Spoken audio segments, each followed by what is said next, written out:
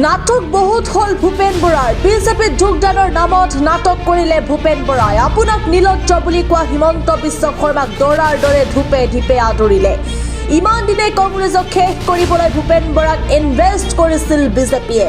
সেই ইনভেষ্টমেণ্ট আজি হিমন্ত বিশ্ব শৰ্মাই ৰিটাৰ্ণ লৈ গৈছে লোকসভা নিৰ্বাচনৰ পৰা আপোনাক ওচৰত দেখি আহিছো হিমন্ত বিশ্ব শৰ্মা আপোনাৰ ওপৰত বহু ইনভেষ্টমেণ্ট আছে পৰহিলৈকে কংগ্ৰেছৰ যাত্ৰাত থাকি এৰাতিৰ ভিতৰতে নাটক ৰচিলে আপোনাৰ নীলজ্জ বুলি কোৱাৰ পিছতো মুখ্যমন্ত্ৰী শৰণাপন্ন হ'ল আপুনি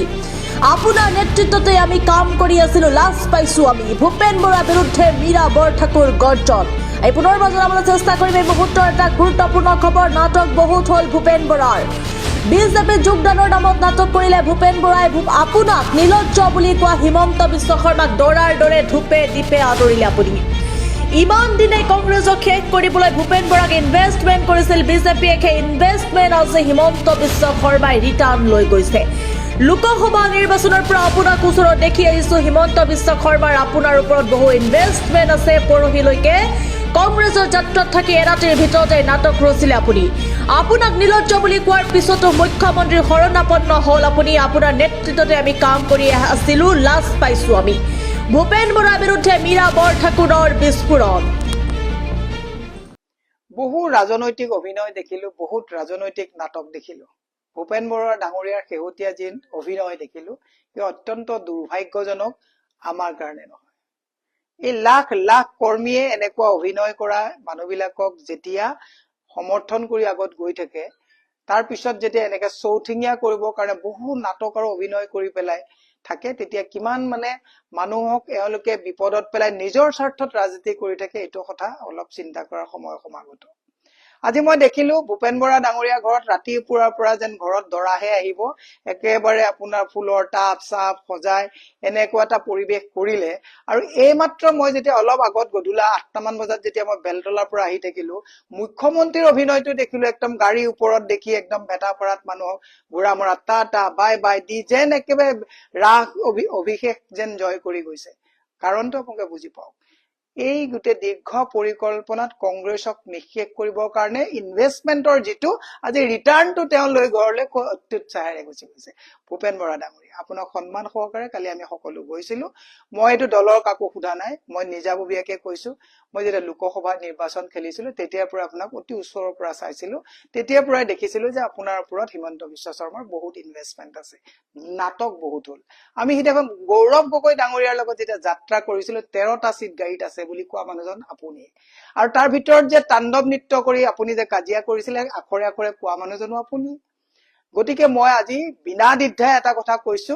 যে মোৰ কোনো আক্ষেপ নাই ভূপেন বৰা ডাঙৰীয়াক সৌজন্যতাৰ খাতিৰত আমি মনাবলৈও গৈছিলো কিন্তু ভূপেন বৰা ডাঙৰীয়াই যিটো ৰাম ঠগন আপুনি যিবিলাক কথা কৈছে যে মই এইটো সেইটো অকল নিজৰ সুবিধাৰ কাৰণে আপোনালোকে ৰাজনীতি কৰিছে মই 17 বছৰ বিজেপি কৰিছো 12 চনত আনুষ্ঠানিকভাৱে মই পৰ্টফলিঅ'ৰ পৰা ৰিজাইন দিছো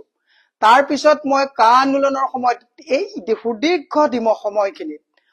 16 চনতো মই যথেষ্ট ঘনিষ্ঠতাৰে কাম কৰাৰ পিছত তাৰ পিছত মই নিৰাপদ দূৰত্বত থাকি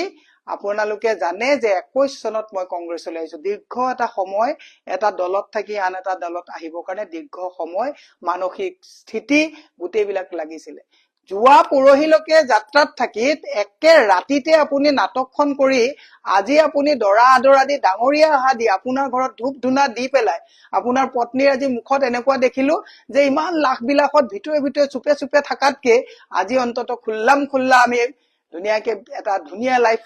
আমি চলাব পাৰিম তেওঁলোকৰ ফুৰ্তিত এনেকুৱা হৈছে যেন ঘৰলৈ জোৱাইহে আহিছে এইবিলাক কথাত আপুনি যদি কংগ্ৰেছ ডুবাম বুলি ভাবিছে কংগ্ৰেছটোৰ যদি কথা আপোনালোকে কৈ পেলাই যদি ভাবিছে মূৰ পুলুকা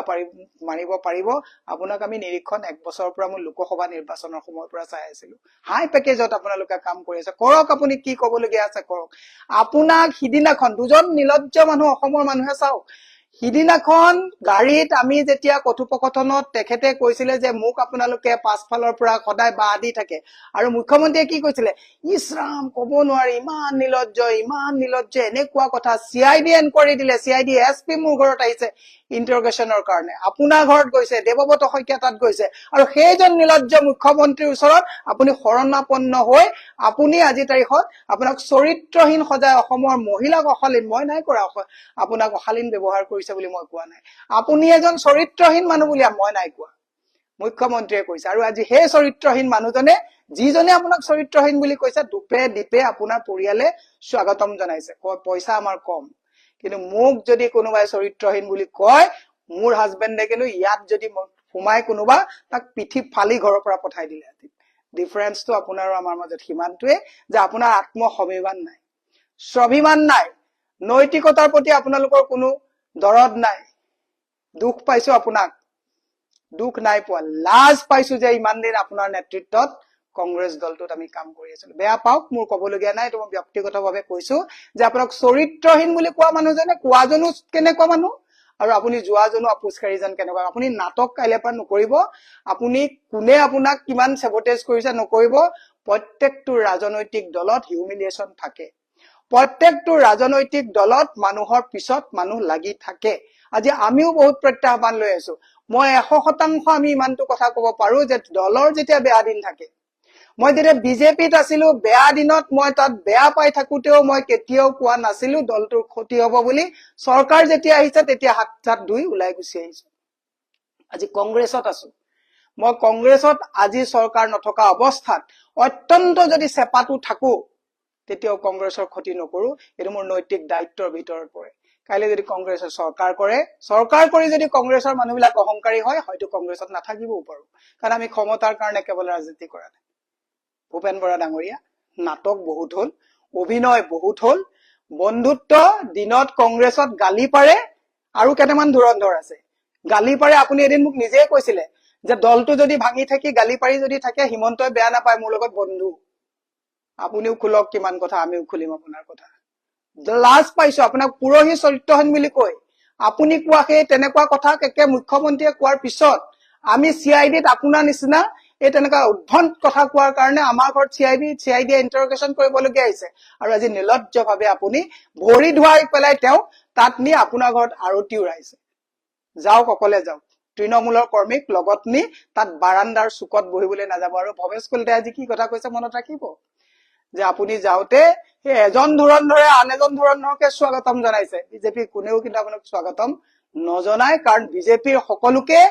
4 দিন আগত মুখ্যমন্ত্ৰী আপোনাক চৰিত্ৰহীন বুলি কৈ থৈছে। এই কথাবিলাক মনত ৰাখিব। ধন্যবাদ।